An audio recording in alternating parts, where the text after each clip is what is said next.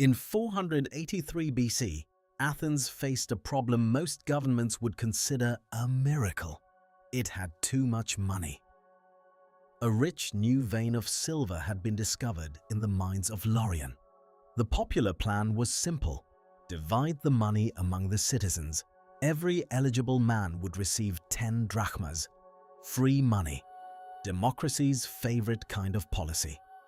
Then Themistocles stood before the Athenian assembly with a different proposal. No cash. We are buying warships. It may have been the least popular opening to a political speech in history, but the Athenians accepted it. 3 years later, the Persians came for Athens, and for a moment it looked as if they had won. But something paid for with that silver was still waiting for them: a navy. This is how a mining windfall changed the fate of Athens, and how a new fleet changed Athenian democracy. Laurion lay south of Athens. Its dry, rocky surface hid the real wealth below. Workers descended with small oil lamps. The tunnels were so low that they often had to work on their knees. Smoke and mineral dust hung in the air. Beyond the lamp's weak glow, the tunnel disappeared into complete darkness. The rock containing the silver was hacked loose and carried upward. Then crushed, washed, heated. Most of it became waste. A fraction became silver. The mines belonged to the Athenian state, but sections could be leased to private operators. Those men organized production and collected the profits. The most dangerous work was largely performed by enslaved laborers. They entered the tunnels. They breathed the dust. They carried the stone. They produced the silver that appeared on Athens' famous coins. But they could not own those coins. They could not become citizens. Then miners reached an exceptionally rich deposit.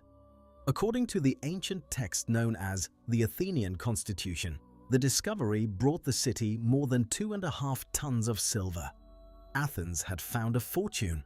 Now democracy had to decide what to do with it. The obvious answer was to distribute it. Herodotus writes that each adult male citizen could have received 10 drachmas. Not enough to retire, but enough to matter. It could purchase food, pay a debt, replace a broken tool, or simply make the next few weeks easier. And the argument was perfectly reasonable. The mines were public property. The silver belonged to the city. The citizens were the city. Therefore, the citizens should receive the silver. Then came Themistocles. He was ambitious, intelligent, and exceptionally good at understanding fear.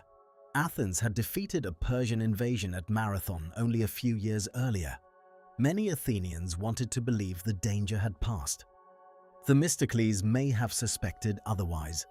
Later writers say he was already preparing for Persia, but we cannot know for certain. What we do know is the argument he made to the assembly. Persia was distant. The 10 drachmas were immediate. But Aegina was close, and Athens was already fighting it. Aegina was a wealthy nearby island with experienced sailors whose ships threatened Athenian trade.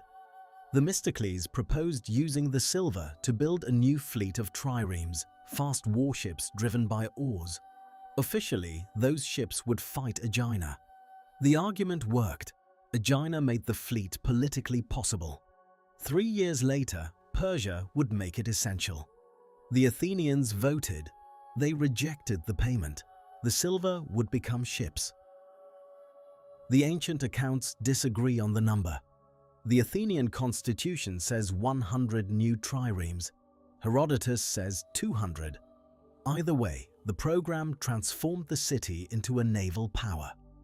A trireme was not built for comfort. It was built for impact. Long, narrow, and fast, it offered no cabins, luxury, or chance to relax. At the front of the ship sat a bronze battering ram. Behind it, roughly 170 rowers worked across 3 levels, turning muscle into momentum. Together, they turned the entire ship into a very expensive wooden spear. A large fleet therefore needed thousands of men. Many rowers were poorer citizens. These men could not afford the armor needed to fight as heavily armed soldiers on land, but they could row. Athens' military survival now depended heavily on citizens who owned very little. The fleet did not merely change how Athens fought. Over time, it would also help change who mattered inside the democracy. But first, the ships needed an enemy. They did not wait long. In 480 BC, King Xerxes invaded Greece. No Greek city had ever faced power on this scale. His army crossed into Europe, supported by a vast fleet drawn from across the Persian Empire. Phoenicians, Egyptians, Cypriots, Ionians. Greek forces attempted to stop the army at Thermopylae. The pass fell. The route into central Greece opened. Athens could not be defended. The city ordered an evacuation. Families abandoned their homes and crossed the water to Salamis. The elderly were carried away. Sacred objects were removed. Persian soldiers entered Athens. The temples on the Acropolis were burned. From Salamis, some of the refugees could watch smoke rise above the city they had left behind. The Athenians had lost their homes before the decisive battle had even begun. Their city was now a population without a city, and a navy purchased with silver. Several Greek commanders wanted to withdraw from Salamis. They preferred to defend the narrow land bridge at Corinth, closer to their own cities. Themistocles argued that this would waste their only advantage. In open water, the larger Persian fleet could surround them. The straits beside Salamis were different. The channel was narrow. The Persians would struggle to bring their full strength into the battle. Their ships could become crowded. Their formation could collapse. But the Greek commanders continued to argue. So Themistocles arranged for the decision to be made by someone else, Xerxes. According to Herodotus, Themistocles sent a trusted servant across the water with a secret message. The Greeks were divided. Some were preparing to escape. If Xerxes attacked immediately, he could trap the entire fleet. It was exactly the message a powerful king wanted to receive. It was also false. Persian ships moved during the night to block the exits. They entered the straits expecting to trap a frightened enemy. By sunrise, they had also trapped themselves. Xerxes watched from the shore as his fleet advanced.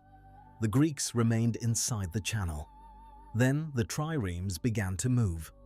The Persian ships entered in numbers, but the narrow water gave them little room. Orders became difficult to follow. Oars collided. Ships drifted across one another's path. The ships behind continued to press forward while those at the front tried to turn. Then the Greeks attacked. The rowers accelerated. Bronze rams struck timber. Hull met hull. Men were thrown into water filled with shattered oars and broken ships. The Persians still fought with discipline and courage, but they could not use their greater numbers. The straits compressed a vast imperial fleet into a smaller, chaotic battlefield. The Greek ships could concentrate on the vessels directly in front of them. The ships built for a local war against Aegina were now fighting for the survival of Greece. By the end of the battle, the Persian fleet had suffered a devastating defeat. The invasion was not over. Persian forces remained in Greece, and the final land victory came the following year. But the balance had changed. Xerxes could no longer count on control of the sea. That made the position of his enormous army far harder to sustain. Athens had lost its buildings. It had not lost the war. Its strongest walls were floating. Salamis transformed Athens. Its fleet emerged as the strongest naval force in the Greek world. Athens became the leader of a naval alliance created to continue the struggle against Persia. Over time, that alliance became something closer to an empire. The ships that defended Greek cities eventually helped Athens control them.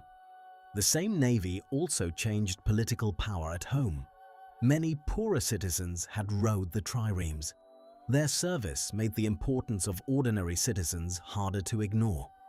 Naval power depended on men who worked with their hands. Over time, the fleet helped strengthen their place inside the democracy.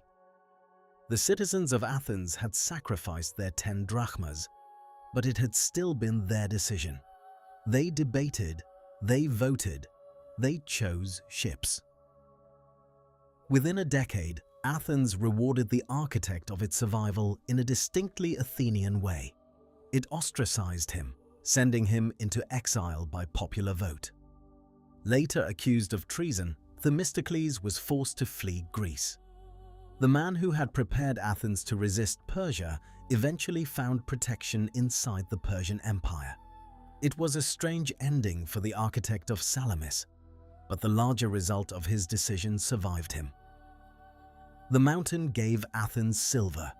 The assembly turned it into ships. The rowers turned those ships into power. The same choice that helped save a democracy would also help build an empire. For more of the wildest true stories about money, subscribe to Money Stories.